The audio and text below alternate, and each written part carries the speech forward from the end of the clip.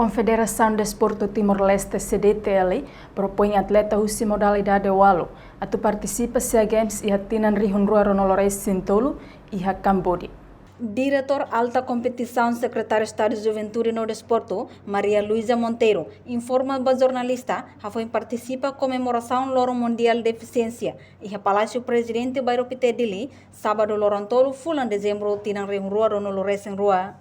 Modalidade walone composto husi wusu, taekwondo, boxing, karate do, xadrez, vôlei praia, futebol no atletismo. Tuir plano, atleta husi modalidade walone, hahu preparação fulan janeiro, tinang rihun rua Ronolores Sintolo. Kita preparação para a SEA Games Cambodia tinha coin CDTL halo na proposta para modalidade walo nebema que se compete e a SEA Games tinha o governo halo na processo para depois ir a bela halo na preparação para começar a rua e tinha coin e janeiro tira começar a rua na também no processo orçamento e tá halo na bahia CDTL.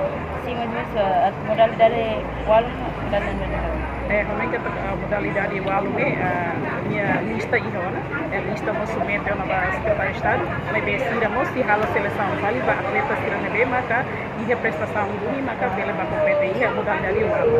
A modalidade walo ni também tem aqui atletismo, e a boxing, e a taekwondo, e a karate, e a xadrez, vôlei praia, e depois nós futebol, continua na parte, modalidade